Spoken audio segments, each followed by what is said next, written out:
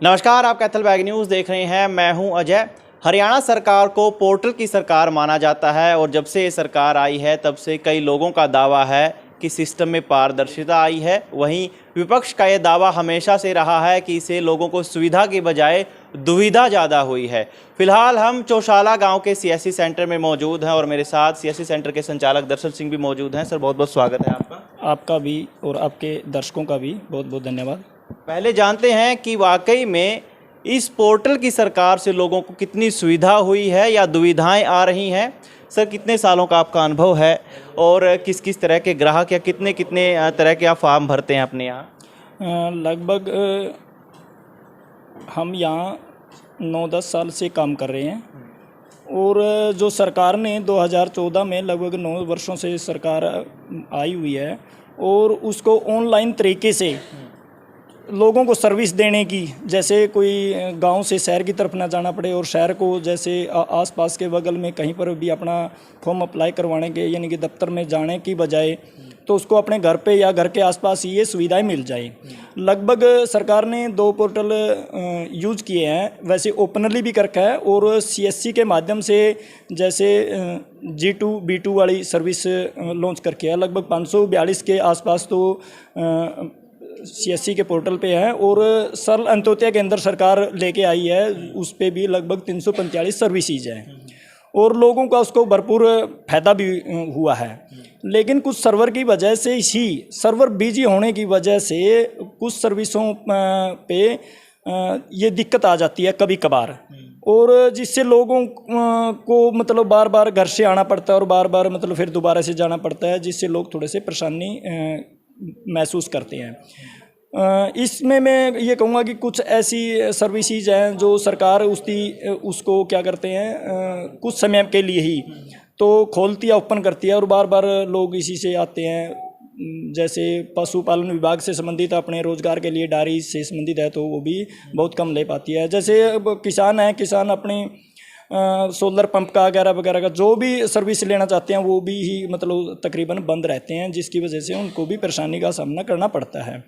और कुछ ऐसी सर्विसेज हैं, जैसे आजकल सरकार ने एक फैमिली आईडी के माध्यम से ही मतलब लोगों को सुविधाएं देने की या लोगों से जानकारी लेने की हासिल की है। उसमें भी जैसे ऑक्यूपेशन के ऑप्शन हैं, जैसे व्यवसाय बदलना हो, गलती से किसी के पास हो जाता है, गलती से भी हो जाता है, तो इसी वजह से भी उसमें भी लगभग 30 दिन या 40 दिन के आसपास लग जाता है, कभी कभी तो इससे भी ज़्यादा लग जाता है। तो मैं सरकार से भी गुजारिश करूँगा कि कुछ ऐसे जो टेक्निकल है जिसकी वजह से किसी की पेंशन रुक जाती है, किसी की वजह से कोई स्कूल में बच्चे को एडमिशन के लिए मतलब रुकना पड़ता है, तो सरकार को ये टाइम बाउंडेशन के अनुसार इन थोड़ी थोड़ी त्रुटियों को सॉल्व कर देना चाहिए। और थोड़ा सा ये भी मैं सरकार को कहूँगा कि भाई जैसे डोमिसाइल बनवाते हैं लोग, तो उसको एक बार तो गांव से शहर की तरफ पटवारी के पास जाना पड़ता है, तो क्यों ना कोई ऐसा सिस्टम किया जाए जैसे ऑनलाइन तरीके से ही तहसीलदार के साइन हो जाते हैं, इसी प्रकार पटवारी के भी ऑनलाइन तरीके से ही साइन हो जाए, ताकि उसको गांव से शहर और शहर के से गांव की तरफ न जाना पड़े।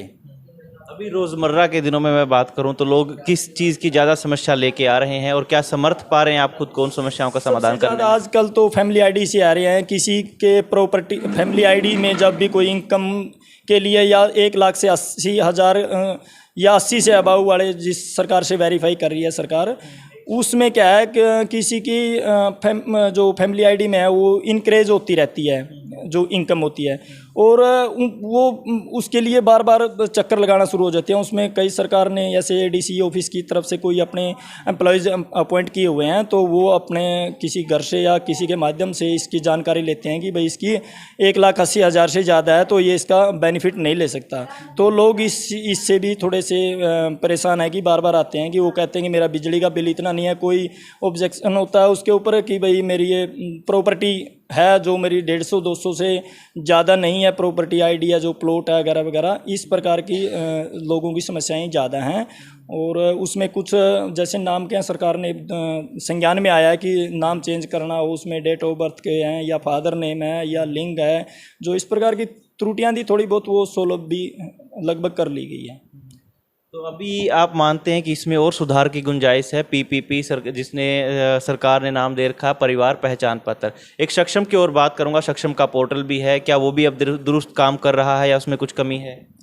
लगभग सक्षम वाला तो काम में ये इतना तो नहीं कहूँगा कि भाई पूर्ण रूप से ठीक है, उस सर्वर की वजह से ही मतलब उसमें भी थोड़ी बहुत परेशानियां हैं।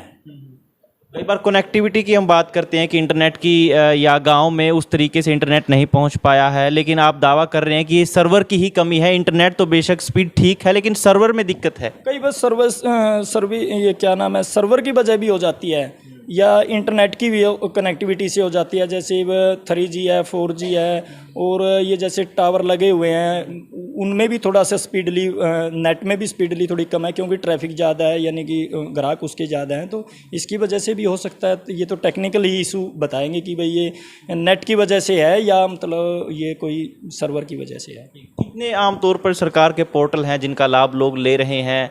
लगभग सभी सर्विस मैंने आपने बताई है कि सरल पे दिए हुए हैं 345 के लगभग तो सरल पे दी हुई है, और CSC के पोर्टल पे भी 546 के लगभग दी हुई है। उसमें बिजली कनेक्शन भी आ गया, उसमें अपने जैसे डोमिसाइल जाति प्रमाण पत्र किसी भी प्रकार का जो है गया, एनिमल हस्बेंड्री वाले भी आ गए उसके अंदर, पशु से संबंधित भी है, एग्रीकल्चर से भी संबंधित है, मतलब जितने भी हैं ऐसे हैं। जैसे लेबर से संबंधित है तो लेबर की कॉपी है जो उसको रजिस्ट्रेशन करवाने का है, वो लगभग 545 के आसपास उसमें, और 345 के आसपास सरल पे है।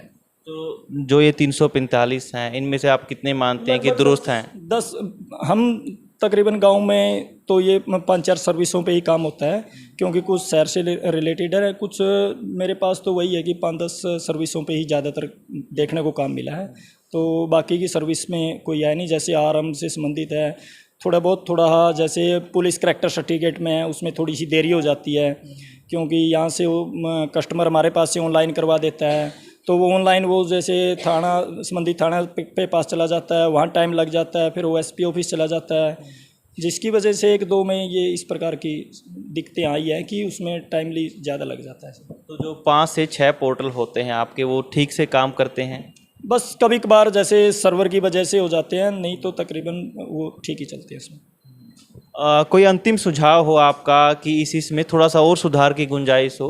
आपने पटवारी वाला अच्छा जिक्र कर दिया। आपने ये सही सवाल किया कि ये माननीय मनोहर लाल जी का पीछे 15 दिन से पहले हमारा एक CSC के माध्यम से संवाद किया था, तो हमने उसमें भी ये कमियां उजागर की थी। और मैं आज भी ये बात कहूँगा कि जैसे लास्ट के क्षणों में कोई भी साइट है कि उसकी गाइडलाइन होती है कि भाई ये स्कीम इस तारीख तक आप बेनिफिट ले सकते हो। बहुत से लोग उस समय तक नहीं आ पाते, इन लास्ट के क्षणों में थोड़ा जो सर्वर है वो इतना वीक हो जाता है कि बहुत से लोग उसमें वंचित रह जाते हैं। यानी कि सर्वर की जो स्पीड है नहीं, वो कंटिन्यू लास्ट टाइम तक ऐसे चलनी चाहिए। जैसे मेरी फसल मेरा ब्यौरा, वैसे तो सरकार टाइम बहुत देती है, लेकिन कुछ किसान उसको नहीं कर पाते, या मतलब काम में बिजी है, या उनको पता नहीं है, या उनको इस चीज़ की समझ नहीं है, तो इसीलिए लास्ट के क्षणों में जो सर्विस के जो सर्वर हैं वो इतने डाउन हो जाते हैं कि वो बहुत से लोग उसका बेनिफिट नहीं ले सकते। और मैं ये आपके चैनल के माध्यम से ये सरकार के ये भी कहूँगा कि जैसे ये प्रमाण पत्र बनाए जाते हैं, रहायशी प्रमाण पत्र बनाए जाते हैं या अदरवाइज कोई भी है, तो उसमें पटवारी के पास बार बार जाना पड़ता है, गाँव से शहर और शहर से गाँव की तरफ, ताकि उनका टाइम भी बचे और उनका जो पैसा है, धन है, वो भी बचे। तो एक ऐसा ही बना देना चाहिए कि भाई गांव से फॉर्म लेके और CSC पे उसको डाल दे और उसको वेरीफाई ऑनलाइन तरीके से ही पटवारी करे, और पटवारी जैसे तहसीलदार का तो ऑनलाइन होता ही है। एक अंतिम सवाल सर, मान लीजिए हर रोज़ आपके पास 10 कस्टमर आ रहे हैं, उनमें से आप कितने को सेटिस्फाई कर पाते हैं अपने काम के ज़रिए? तकरीबन हमारे पास तो हम सभी को सेटिस्फाई करते हैं, और कुछ है कोई एक आधा जो सर्वर की वजह से या और है, तो वो भी देर शेर, यानी कि टाइम तो लगता है, देर शेर उसको भी सेटिस्फाई कर देते हैं। देर सवेर, हाँ, वो देर सवेर सर्वर की वजह से या इंटरनेट की कनेक्टिविटी की वजह से ही रहती है? हाँ, यही रहती है, इसमें यही प्रॉब्लम रहती है। चलिए सर, शुभकामनाएं आपको, आपने अपना कीमती समय दिया। तो पोर्टल की सरकार के नाते ये मानना पड़ेगा कि सिस्टम में पारदर्शिता ज़रूर आई है, लेकिन कई तकनीकी खामियां अभी भी हैं जिन पर सरकार को काम करने की बेहद सख्त से सख्त ज़रूरत है। और ज़रूरी है कि अगर इस सिस्टम में विश्वास लोगों को पैदा करना है, या ज़रूरी है कि लोग ज़्यादा से ज़्यादा लोगों को इस सिस्टम से जोड़ना है, तो उनका विश्वास भी सरकार को अर्जित करना पड़ेगा। और वो तभी हो सकता है जब ये सिस्टम, इसका सर्वर, इसकी कनेक्टिविटी सही ढंग से काम करे और धरातल पर सरकार इन चीज़ों को समझे। फिलहाल जो भी दर्शक इस इस वीडियो को देख रहे हैं, कमेंट करके ज़रूर बताइए कि आप सरकार के इस पूरे के पूरे पोर्टल वाली सरकार के ढांचे को 10 में से कितने नंबर देंगे। फिलहाल कैथल बैग न्यूज़ के साथ इतना ही।